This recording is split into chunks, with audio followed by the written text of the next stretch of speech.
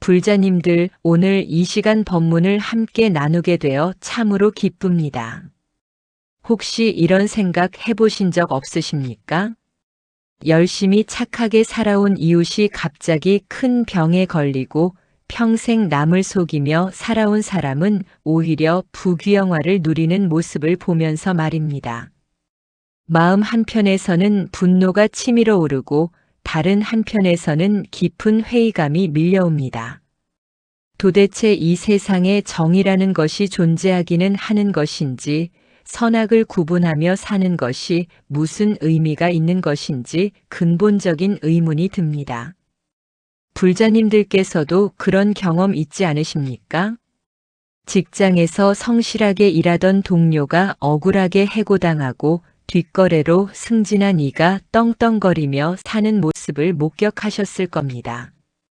이웃집 할머니는 평생 불공 들이고 선행을 쌓았는데 자식들에게 버림받아 외롭게 돌아가시고 자식들을 학대하고 재산만 챙긴 노인은 요양원에서 편안히 여생을 보내는 것을 보셨을 겁니다. 거리에서 구걸하는 장애인을 외면하고 지나가던 부자가 더 큰 사업으로 성공하고 마지막 남은 돈까지 보시한 가난한 이는 더욱 곤궁해지는 현실을 마주하셨을 겁니다. 이럴 때 마음속 깊은 곳에서 부글부글 끓어오르는 것이 있습니다. 분노입니다. 절망입니다. 회의입니다. 왜 하필 선한 사람이 고통받고 악한 사람이 번성하는가? 이것이 바로 오늘 우리가 함께 풀어갈 화두입니다. 사실 이 질문은 2500년 전 부처님 당시에도 수많은 사람들이 품었던 의문이었습니다. 부처님께서 사위국 기원정사에 계실 때였습니다. 한 바라문이 찾아와 이렇게 여쭈었습니다. 세존이시여, 저는 평생 제사를 올리고 배달을 공부하며 의로운 길을 걸어왔습니다. 그런데 제 아들은 어린 나이에 병으로 죽고 제 재산은 화재로 모두 타버렸습니다. 반면 옆집에 사는 자는 거짓말과 도둑질로 살아가는데 자손이 번창하고 재물이 넘쳐납니다. 이것이 어찌 된 일입니까? 신들은 정말 존재하는 것입니까? 선악의 과보는 정말 있는 것입니까? 이 바라문의 질문은 바로 오늘날 우리의 질문이기도 합니다. 그때 부처님께서는 아무 말씀 없이 천천히 일어나셨습니다. 그리고 정사뜰에 있는 연못으로 걸어가셨습니다. 연못가에는 두 그루의 나무가 서 있었습니다. 하나는 크고 울창한 나무였고 다른 하나는 작고 초라한 나무였습니다. 부처님께서는 큰 나무를 가리키며 물으셨습니다. 이 나무가 크고 저 나무가 작은 것이 불공평하다고 생각하는가? 바라문이 대답했습니다. 아닙니다, 세존이시여. 나무마다 심어진 때가 다르고 받은 햇빛과 물이 다르니 크기가 다른 것은 당연합니다. 부처님께서 미소 지으시며 말씀하셨습니다. 그대는 나무에 대해서는 그렇게 지혜롭게 판단하면서 어찌하여 사람의 운명에 대해서는 그토록 어리석게 생각하는가? 이 한 동작, 이 한마디 말씀이 그 바라문을 깨우쳤고 2500년이 지난 지금 우리를 깨우칩니다. 오늘 이 자리에서 저는 불자님들과 함께 4가지 부처님의 가르침을 나누고자 합니다. 첫째, 우리가 보는 것은 인과의 극히 일부분에 불과하다는 진리입니다. 둘째, 선악의 과보는 시간을 초월하여 반드시 이루어진다는 업보의 법칙입니다. 셋째, 겉으로 드러난 복과 화가 진정한 복과 화가 아니라는 해안입니다. 넷째, 남의 업보에 흔들리지 않고 나의 도를 닦는 것이 진정한 수행이라는 깨달음입니다. 이 4가지 가르침을 통해 불자님들께서는 세상의 불공평함 앞에서 흔들리지 않는 지혜를 얻으실 것입니다. 분노와 절망 대신 자비와 평정심을 얻으실 것입니다. 남을 원망하는 마음 대신 나의 업을 돌아보는 성찰을 얻으실 것입니다. 그리하여 불자님들의 삶이 진정한 평화와 해탈의 길로 나아가게 될 것입니다. 자, 그럼 이제 함께 첫 번째 가르침으로 들어가 보겠습니다. 첫 번째로 말씀드릴 것은 우리가 보는 것은 인과의 극히 일부분에 불과하다는 진리입니다. 불자님들, 우리는 흔히 눈앞에 보이는 것이 전부라고 착각합니다. 지금 이 순간 누가 잘 살고 누가 못 사는지, 누가 건강하고 누가 병들었는지, 그것이 그 사람의 전체 인생이라고 생각합니다. 하지만 화엄경에서는 이렇게 말씀하십니다. 한 티끌 속에 온 우주가 담겨 있고 한순간 속에 무량겁의 시간이 들어있다고 말입니다. 우리가 보는 것은 무한한 인과의 그물망 중에서 극히 작은 한 매듭에 불과합니다. 인연과 보경에 이런 이야기가 전해집니다. 옛날 한 부자가 있었는데 그는 평생 사람들을 착취하고 속이며 재산을 모았습니다. 마을 사람들은 그가 벌을 받기를 기다렸지만 그는 오히려 더욱 부유해졌고 자손도 번창했습니다. 반면 마을에 가난하지만 착한 농부가 살았는데 그는 마지막 쌀 한 톨까지 나눠주며 살았습니다. 하지만 그의 논밭은 홍수로 떠내려가고 외동아들은 병으로 죽었습니다. 마을 사람들은 수군거렸습니다. 신도 부처도 없는 것이 아니냐고 말입니다. 그런데 어느 날 마을에 눈이 먼 스님 한 분이 지나가셨습니다. 그 스님께서는 마을 사람들의 원망하는 소리를 듣고 이렇게 말씀하셨습니다.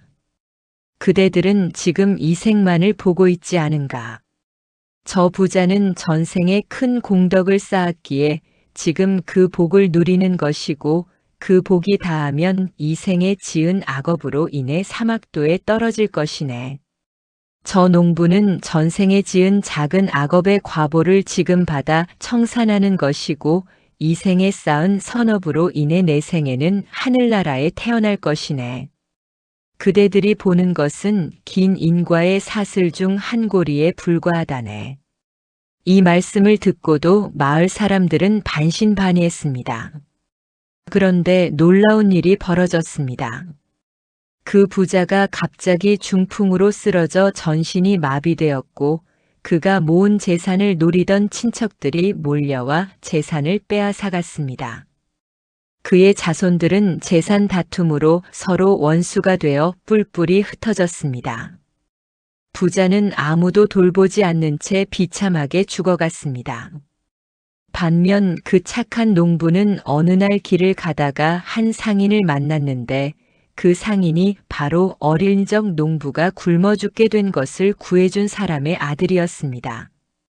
상인은 은혜를 갚기 위해 농부를 자신의 동업자로 삼았고 농부는 정직한 장사로 크게 성공했습니다. 그리고 말년에는 큰 절을 지어 불법을 널리 펼쳤습니다. 불자님들, 이 이야기가 우리에게 주는 교훈이 무엇입니까? 우리가 보는 것은 인과의 극히 일부분이라는 것입니다. 지금 이 순간만을 보고 판단하면 세상은 불공평해 보입니다. 하지만 3세의 관점에서 전생과 현생과 내생의 관점에서 보면 모든 것이 완벽하게 인과응보의 법칙에 따라 움직이고 있습니다. 법구경에서 부처님께서는 이렇게 말씀하셨습니다. 악을 짓고도 과보가 익지 않았을 때는 마치 우유가 아직 응고되지 않은 것과 같다. 하지만 때가 되면 반드시 응고되어 치즈가 되듯 악업의 과보도 반드시 익어서 나타난다고 하셨습니다. 현대를 사는 우리도 이와 똑같은 착각에 빠져 있습니다. 뉴스를 보십시오. 부정부패로 재산을 모은 정치인이 호화저택에서 살고 성실하게 일한 노동자는 월세방에서 근근히 살아갑니다.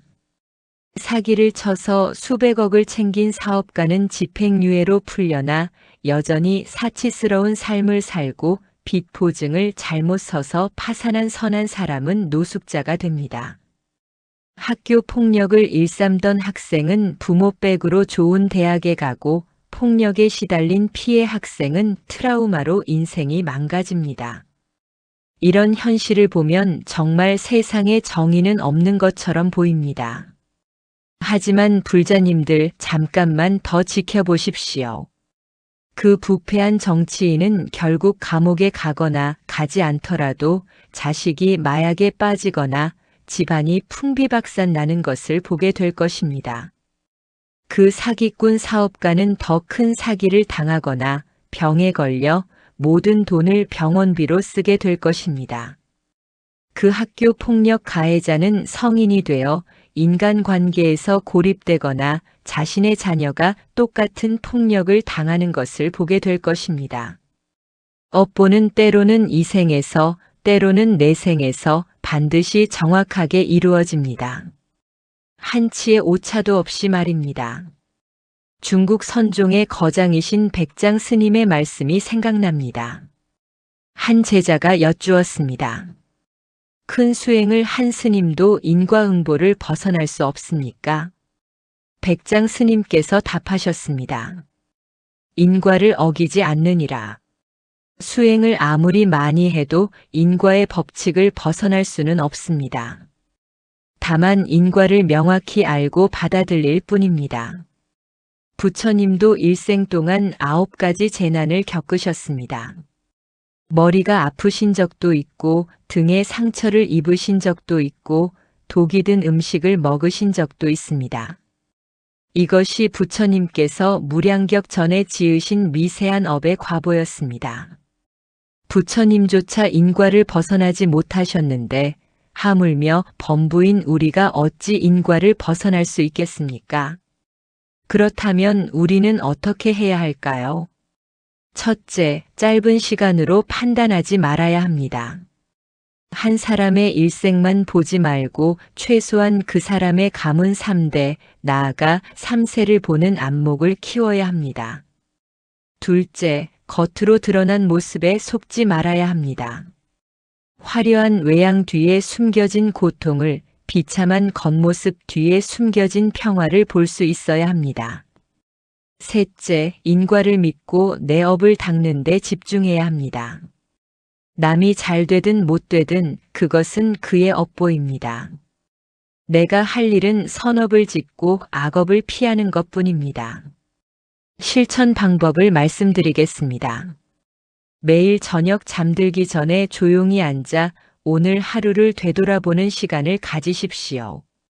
오늘 내가 지은 업이 선업인지 악업인지 몸으로 지은 업, 입으로 지은 업, 마음으로 지은 업을 하나하나 살펴보십시오. 선업을 지었다면 그 공덕을 일체 중생에게 회양하고 악업을 지었다면 참회하고 다시는 짓지 않겠다고 다짐하십시오. 이렇게 매일 자신의 업을 관찰하고 다스리다 보면 남의 복과 화에 흔들리지 않는 중심이 생깁니다. 왜냐하면 내가 짓는 업이 내 미래를 만든다는 것을, 지금 이 순간이 내 내생을 결정한다는 것을 분명히 알게 되기 때문입니다. 불자님들, 우리가 보는 것은 거대한 바다의 표면에 일렁이는 물결 하나에 불과합니다.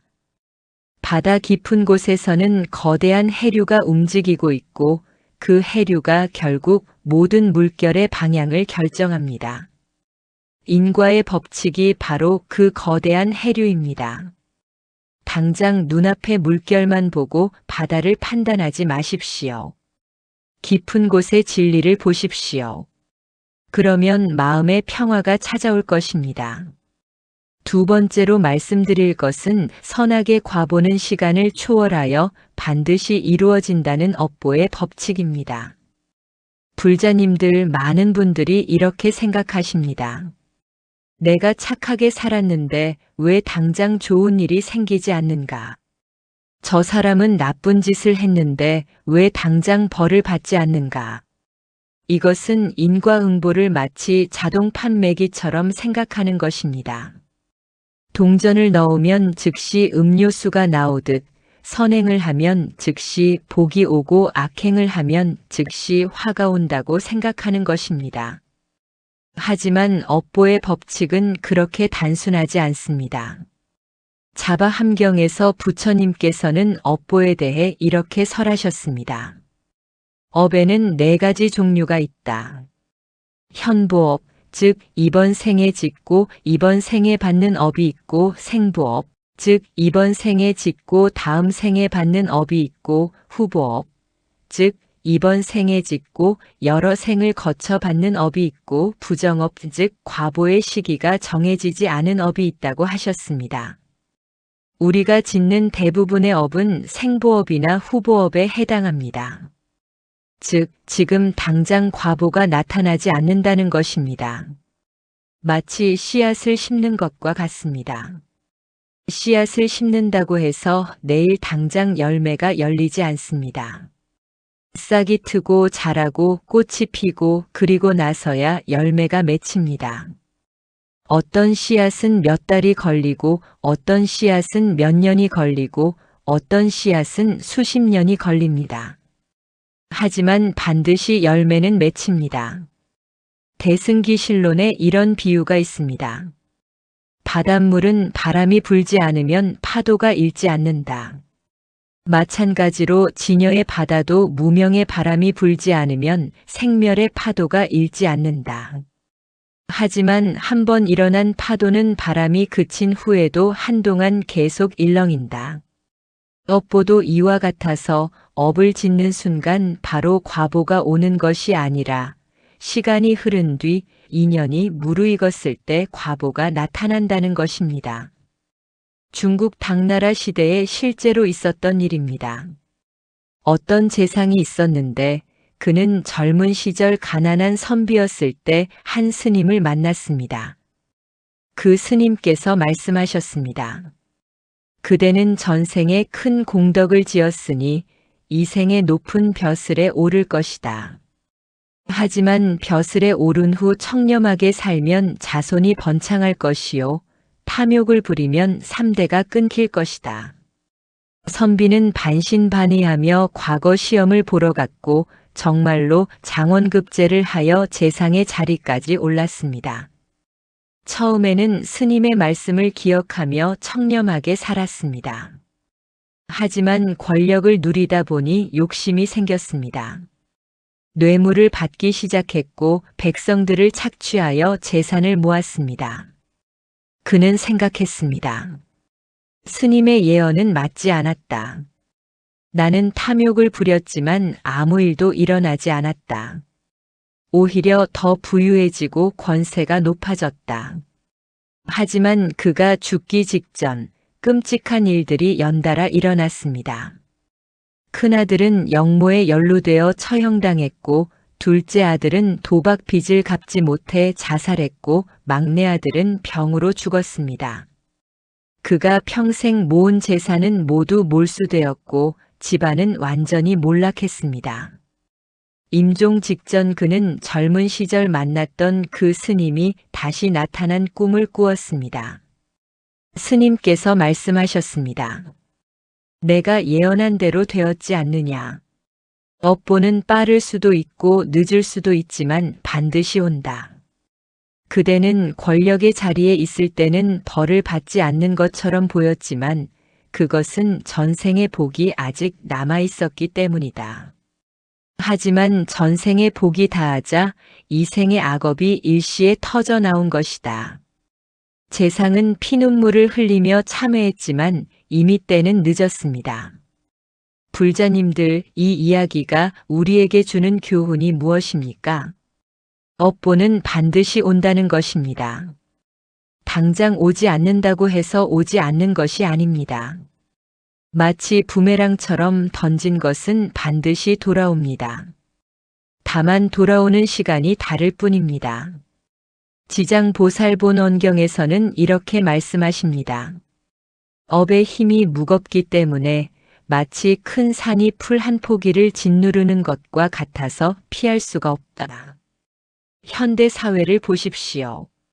과거의 군사 독재 시절 고문 기술자로 악명을 떨쳤던 사람들이 있습니다. 당시에는 출세하고 권력을 누렸지만 수십 년이 지난 지금 법정에 서서 단죄를 받고 있습니다. 과거의 환경을 파괴하며 돈을 벌었던 기업들이 있습니다. 당시에는 엄청난 이윤을 남겼지만 지금은 천문학적인 배상금을 물어내고 있습니다. 과거에 식품에 독극물을 넣어 팔았던 업체들이 있습니다. 당시에는 큰 수익을 올렸지만 지금은 파산하고 경영자는 감옥에 갇혀 있습니다. 업보는 반드시 옵니다. 빠르면 이 생에, 늦으면 내 생에, 하지만 반드시 옵니다. 그렇다면 선업은 어떻습니까?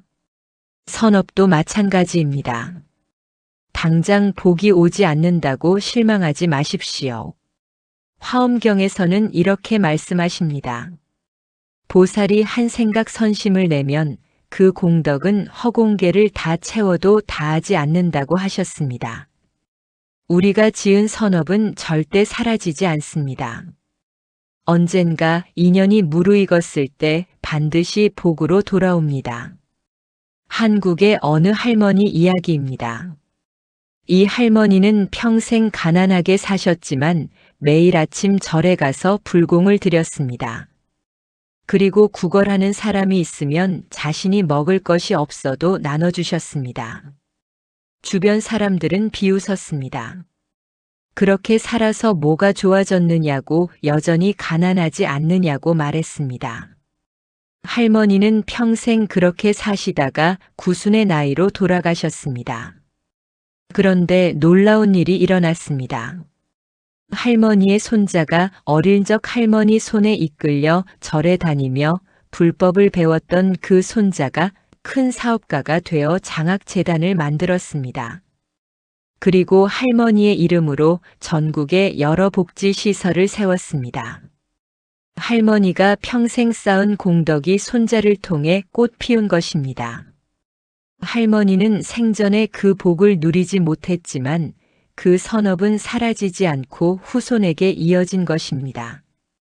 그리고 할머니는 내생에 더 좋은 곳에 태어나셨을 것입니다. 실천 방법을 말씀드리겠습니다. 매일 아침 일어나서 이렇게 발언하십시오. 오늘 하루 나는 선업을 짓겠다. 몸으로 살생, 투도, 사음을 짓지 않겠다. 입으로 망어, 기어, 악구, 양설을 하지 않겠다. 마음으로 탐욕, 성냄, 어리석음을 내지 않겠다. 그리고 저녁에 잠들기 전 되돌아보십시오. 오늘 나는 발언대로 살았는가? 혹시 악업을 지었다면 참회하고 선업을 지었다면 기뻐하며 회양하십시오.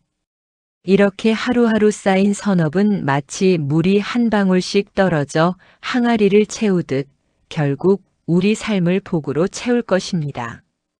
당장 눈에 보이지 않는다고 실망하지 마십시오.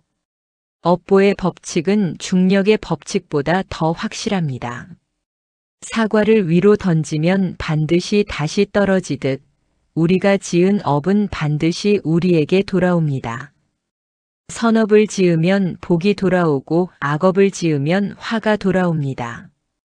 이것을 믿고 꾸준히 선업을 쌓는 것, 이것이 바로 진정한 수행입니다. 세 번째로 말씀드릴 것은 겉으로 드러난 복과 화가 진정한 복과 화가 아니라는 해안입니다. 불자님들, 우리는 무엇을 복이라고 생각합니까? 돈이 많은 것, 권력이 있는 것, 건강한 것, 자식이 성공한 것, 이런 것들을 복이라고 생각합니다. 그리고 무엇을 화라고 생각합니까? 가난한 것, 병든 것, 사랑하는 사람과 이별하는 것, 이런 것들을 화라고 생각합니다. 하지만 부처님께서는 전혀 다른 관점을 제시하십니다. 법화경에서 부처님께서는 삼계는 화택과 같다고 말씀하셨습니다. 불타는 집과 같다는 것입니다. 그 안에서 아무리 좋은 것을 가지고 있어도 집이 불타고 있으면 그것이 무슨 소용이 있겠습니까? 세상 사람들이 복이라고 생각하는 것들, 재산, 명예, 권력, 이런 것들은 불타는 집 안에 있는 장난감에 불과합니다. 진정한 복은 불타는 집에서 빠져나오는 것, 즉 윤회의 고통에서 벗어나는 것입니다. 유마경에 이런 일화가 나옵니다. 유마 거사께서 병이 드셨다는 소식을 듣고 많은 보살들이 문병을 갔습니다. 그때 유마 거사께서 말씀하셨습니다. 여러분은 나의 이 병든 몸을 걱정하지만 이 몸은 사대가 임시로 모인 것이니 진정한 나가 아니다. 오히려 무명과 탐욕에 물든 마음의 병을 걱정해야 하지 않겠는가. 몸의 병은 죽으면 끝나지만 마음의 병은 윤회를 거듭하며 끝없이 계속된다. 이 말씀이 무엇을 뜻합니까? 우리가 화라고 생각하는 것, 즉 몸의 병이나 가난이나 고난이 때로는 마음의 병을 치료하는 약이 될 수 있다는 것입니다. 반대로 우리가 복이라고 생각하는 것, 즉 재산이나 권력이나 건강이 때로는 마음의 병을 키우는 독이 될 수 있다는 것입니다. 조선시대에 실제로 있었던 일입니다. 어떤 양반이 있었는데 그는 가문이 좋고 재산이 많고 벼슬도 높았습니다. 세상 사람들이 보기에 그는 복받은 사람이었습니다. 하지만 그는 오만했고 백성들을 억압했고 권력을 남용했습니다. 자신이 복받은 사람이라고 생각했기에 무슨 짓을 해도 괜찮다고 생각했습니다. 결국 그는 영모에 연루되어 삼족이 멸했고 내생에는 축생도에 떨어졌다고 합니다. 반면 같은 시대에 어떤 상민이 있었습니다.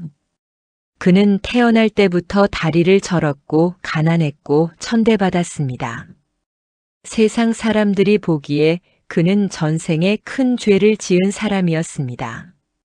하지만 그는 자신의 처지를 한탄하지 않고 오히려 이렇게 생각했습니다. 내가 이런 고통을 받는 것은 전생의 업보를 갚는 것이니 감사히 받아들이고 이 생에서는 선업을 쌓아야겠다. 그는 남은 돈이 있으면 절에 시주했고 힘이 닿는 대로 남을 도왔습니다. 다리는 불편했지만 마음은 늘 평화로웠고 가난했지만 늘 감사했습니다. 임종 때 그는 환한 미소를 지으며 편안히 눈을 감았고 주변 사람들은 모두 그의 얼굴에서 광명을 보았다고 합니다. 그리고 그는 내생에 천상에 태어나 불법을 만났다고 합니다. 불자님들, 누가 진정으로 복받은 사람입니까? 겉으로 보기에 복받은 양반입니까? 아니면 겉으로 보기에 불행한 상민입니까? 세간의 복은 오히려 독이 될 수 있고 세간의 화는 오히려 약이 될 수 있습니다. 유식학에서는 이렇게 가르칩니다. 경계는 본래 선악이 없다. 다만 마음이 경계를 대하는 방식에 따라 선악이 생긴다. 재물 그 자체는 선하지도 악하지도 않습니다. 그것을 어떻게 쓰느냐에 따라 복이 되기도 하고 화가 되기도 합니다.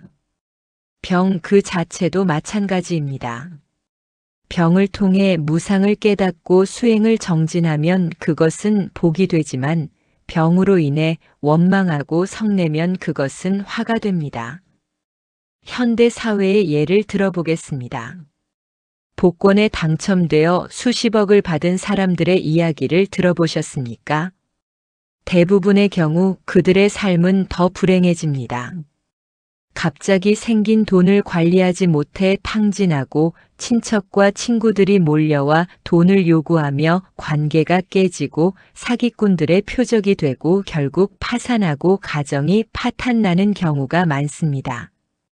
복권 당첨, 얼핏 보면 엄청난 복처럼 보이지만 그것이 오히려 화를 불러온 것입니다.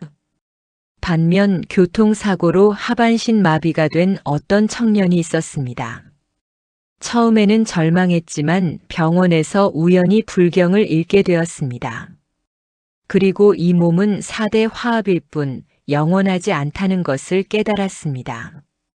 퇴원 후 그는 휠체어를 타고 전국의 절을 순례하며 수행했고 장애인들을 위한 봉사활동을 시작했습니다. 그의 얼굴에는 늘 평화로운 미소가 있었고 많은 사람들이 그를 통해 감동을 받고 불법에 귀의했습니다. 교통사고 얼핏 보면 엄청난 화처럼 보이지만 그것이 오히려 복이 된 것입니다. 육조 해능 스님의 말씀이 생각납니다. 미혹할 때는 부처님도 중생이요 깨달았을 때는 중생도 부처다. 복과 화도 마찬가지입니다. 미혹할 때는 복도 화가 되고 깨달았을 때는 화도 복이 됩니다. 실천 방법을 말씀드리겠습니다. 좋은 일이 생겼을 때 무조건 기뻐하지 마십시오. 이것이 진정한 복인지 아니면 시험인지 살펴보십시오.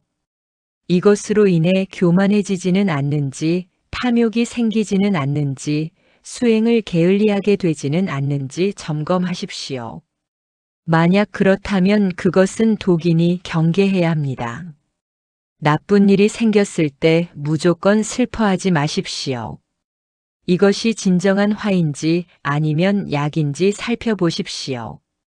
이것으로 인해 무상을 깨닫게 되는지 수행을 정진하게 되는지 자비심이 생기는지 점검하십시오. 만약 그렇다면 그것은 약이니 감사히 받아들여야 합니다.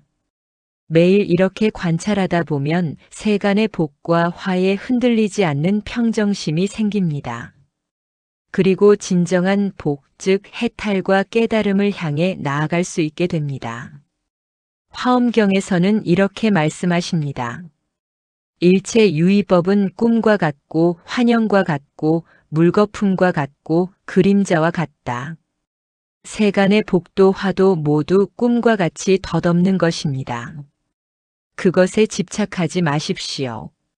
오직 불법승 삼보에 귀의하고 개정의 사막을 닫고 깨달음을 향해 나아가십시오. 그것이 진정한 복입니다. 네 번째로 말씀드릴 것은 남의 업보에 흔들리지 않고 나의 도를 닦는 것이 진정한 수행이라는 깨달음입니다. 불자님들, 우리가 가장 큰 어려움을 겪는 순간이 언제입니까? 바로 내가 힘들게 선하게 살고 있는데 옆에서 악한 사람이 잘 되는 것을 볼 때입니다. 이때 우리 마음속에는 여러 가지 번뇌가 일어납니다. 첫째, 분노입니다. 왜 저런 나쁜 놈이 잘 되는가, 세상에 정의는 없는가 하는 분노입니다. 둘째, 회의입니다. 내가 착하게 사는 것이 무슨 소용인가, 차라리 나도 저렇게 살까 하는 회의입니다. 셋째, 질투입니다. 저 사람은 편하게 살면서 누리는데 나는 왜 이렇게 고생하며 사는가 하는 질투입니다. 넷째, 비교입니다. 나는 이것밖에 없는데 저 사람은 저렇게 많이 가졌다는 비교입니다. 이 모든 번뇌는 어디서 오는 것입니까? 남을 보기 때문입니다. 남의 업보를 보고 그것과 나를 비교하기 때문입니다. 금강경에서 부처님께서는 이렇게 말씀하셨습니다. 응무소주의 생기심 마땅히 머무는 바 없이 그 마음을 낼지니라. 무슨 뜻입니까? 어떤 것에도 마음을 머물게 하지 말라는 것입니다. 남의 복에 마음을 머물게 하지 말고 남의 화에 마음을 머물게 하지 말고 남의 선악에 마음을 머물게 하지 말라는 것입니다. 오직 내 마음을 관조하고 내 업을 닦는 데 집중하라는 것입니다. 선가에 유명한 화두가 있습니다. 만법귀일 일귀하처.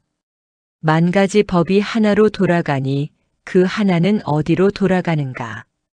한 스님이 조주 스님께 이렇게 물었습니다. 만법귀일은 알겠는데 일귀하처는 무엇입니까? 조주 스님께서 답하셨습니다. 내가 청주에 있을 때 삼배옷 한 벌을 지었느니라. 무슨 뜻입니까? 딴 데 정신 팔지 말고 지금 여기서 내가 할 일이나 하라는 것입니다. 남이 어떻게 사는지, 남이 복을 받든 화를 받든 그것은 남의 일입니다. 내가 할 일은 지금 여기서 삼배옷을 짓는 것, 즉 내 수행을 하는 것입니다. 고려시대에 이런 일이 있었습니다. 어떤 스님이 깊은 산중에서 수행하고 있었는데 어느 날 마을에 내려갔다가 옛 친구를 만났습니다. 그 친구는 과거에 함께 절에서 공부하던 동료 스님이었는데 환속하여 장사를 해서 큰 부자가 되어 있었습니다. 환속한 친구는 산중 스님을 비웃으며 말했습니다. 자네는 산에서 고생하며 무엇을 얻었나? 나를 보게 환속하여 장사를 하니 돈도 많이 벌고 아내도 얻고 자식도 낳고 이렇게 잘 살고 있지 않은가? 자네도 환속하게 함께 장사를 하면 부자가 될 수 있네. 산중 스님은 잠시 흔들렸습니다. 그리고 친구의 말대로 환속을 고민했습니다. 그날 밤 산중 스님은 꿈을 꾸었습니다. 꿈속에서 부처님께서 나타나셨습니다. 부처님께서 물으셨습니다. 너는 왜 출가했느냐? 스님이 답했습니다. 생사를 벗어나고자 출가했습니다. 부처님께서 또 물으셨습니다. 그럼 친구가 부자가 되었다고 해서 생사를 벗어나는 길이 바뀌었느냐? 스님은 깜짝 놀라 깨어났습니다. 그리고 다시는 흔들리지 않고 수행에 정진했습니다. 훗날 그 스님은 크게 깨달아 많은 제자들을 지도하는 고승이 되었습니다. 반면 환속한 친구는 장사에 실패하여 빚더미에 앉았고 가족들과 헤어져 비참하게 죽었다고 합니다. 불자님들, 이 이야기가 주는 교훈이 무엇입니까? 남의 복을 부러워하고 내 길을 의심하면 결국 두 길 다 잃게 된다는 것입니다. 남은 남의 길을 가고 나는 나의 길을 가야 합니다. 남이 세간의 복을 누린다면 그것은 그의 업보요. 나는 출세간의 도를 닦는 것이 나의 업보입니다. 법구경에서 부처님께서는 이렇게 말씀하셨습니다. 자기가 할 일을 하지 않고 남의 일만 살피는 자는 마치 물고기가 그물에서 벗어나지 못하는 것과 같다. 우리가 할 일은 무엇입니까? 첫째, 나의 계행을 지키는 것입니다. 남이 오계를 어기며 잘 산다고 해서 나도 계를 어겨도 된다는 것이 아닙니다. 남이 거짓말을 하고 도둑질을 하고 음행을 하고 술을 마시며 성공한다고 해서 그것이 옳은 길이 되는 것이 아닙니다. 그것은 그들이 전생에 지은 선업의 과보를 지금 누리는 것일 뿐, 지금 짓는 악업의 과보는 반드시 미래에 받게 될 것입니다. 나는 나의 계행을 지키며 묵묵히 나의 길을 가야 합니다.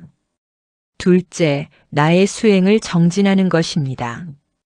남이 수행하지 않고도 편안히 산다고 해서 나도 수행을 게을리해도 된다는 것이 아닙니다. 그들의 편안함은 일시적이고 표면적인 것일 뿐 내면 깊은 곳의 불안과 공허함은 여전히 그들을 괴롭히고 있습니다. 나는 나의 수행을 정진하며 진정한 평화를 얻어야 합니다. 셋째, 나의 발언을 굳건히 하는 것입니다. 일체 중생을 제도하겠다는 서원, 무상보리를 이루겠다는 서원, 이 서원을 잊지 않고 살아가야 합니다. 남이 무엇을 하든 그것이 내 서원을 흔들어서는 안 됩니다. 실천 방법을 말씀드리겠습니다. 남과 비교하는 마음이 일어날 때마다 즉시 알아차리십시오. 아, 지금 내가 남을 보고 있구나. 남과 비교하고 있구나 하고 알아차리십시오. 그리고 즉시 시선을 내면으로 돌리십시오. 지금 내 마음은 어떤가? 탐욕이 일어나고 있는가? 성냄이 일어나고 있는가? 어리석음이 일어나고 있는가 살피십시오. 그리고 자신에게 이렇게 물으십시오. 나는 왜 수행하는가? 나는 무엇을 위해 이 길을 걷고 있는가? 그 답을 분명히 하십시오. 나는 생사를 벗어나기 위해 일체 중생을 구제하기 위해 무상보리를 이루기 위해 이 길을 걷는다. 남이 부자가 되든 가난하든 건강하든 병들든 그것은 내 목표와 아무 상관이 없다. 나는 나의 길을 간다. 이렇게 마음을 다잡고 나면 신기하게도 남에 대한 집착이 사라집니다. 비교하는 마음이 사라집니다. 그리고 내 수행에만 집중할 수 있게 됩니다. 한국 근대의 큰 스님이신 경어 스님의 말씀이 생각납니다. 한 제자가 여쭈었습니다. 스님, 요즘 세상 사람들은 불법을 멀리하고 오직 돈만 쫓아갑니다. 이런 세상에서 수행이 무슨 소용이 있습니까? 경어 스님께서 웃으시며 답하셨습니다. 세상 사람들이 무엇을 쫓든 그것이 내 수행과 무슨 상관인가? 하늘이 무너져도 솟아날 구멍이 있다고 세상이 아무리 어지러워도 돌을 닦을 길은 있느니라. 남들은 남들대로 살고 우리는 우리 돌을 닦으면 그만이지. 불자님들 이 말씀을 가슴 깊이 새기십시오. 남들은 남들대로 나는 나대로입니다. 남의 업보에 마음 쓰지 말고 나의 돌을 닦는 데 힘쓰십시오. 남이 악을 짓고도 잘 사는 것을 보고 흔들리지 마십시오. 그것은 그의 전생 업보이고 그가 지금 짓는 악업은 반드시 미래의 과보를 받을 것입니다. 나는 나의 선업을 꾸준히 쌓으면 됩니다. 당장 눈에 보이는 복이 없어도 그 선업은 절대 사라지지 않고 언젠가 반드시 복으로 돌아올 것입니다. 매일 아침 거울을 보며 자신에게 물으십시오. 나는 오늘 내 돌을 닦을 것인가 아니면 남을 부러워하는데 시간을 낭비할 것인가? 그리고 단호히 선택하십시오. 나는 내 돌을 닦겠다고 말입니다. 화엄경의 마지막 개송이 생각납니다. 원컨대 이 공덕으로 일체에 미루어 우리와 모든 중생이 다 함께 불도를 이루기를. 남의 복과 화를 부러워하거나 비난할 것이 아니라 모든 중생이 다 함께 고통에서 벗어나 행복을 얻기를 발언하는 것입니다. 이것이 진정한 보살의 마음입니다. 남이 잘 되는 것을 보고 시기하지 말고 함께 기뻐하고 남이 고통받는 것을 보고 업보라며 외면하지 말고 자비심을 내는 것입니다. 그러면서도 흔들리지 않고 내 수행을 정진하는 것입니다. 이것이 바로 진정한 수행자의 자세입니다.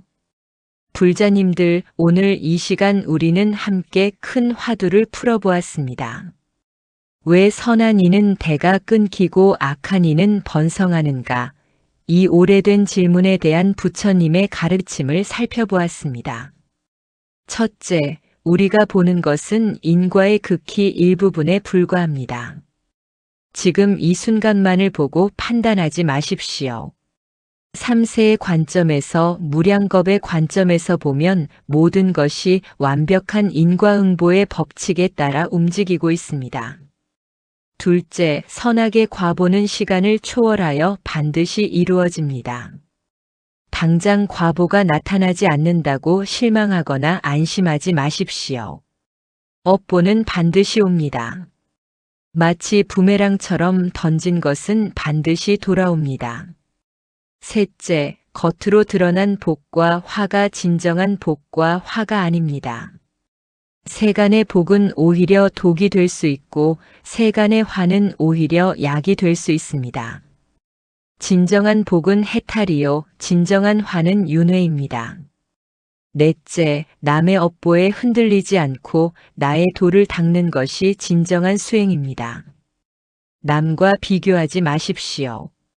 남은 남의 길을 가고 나는 나의 길을 가면 됩니다. 불자님들, 이 가르침들을 단순히 머리로만 이해하지 마시고 삶으로 실천하십시오.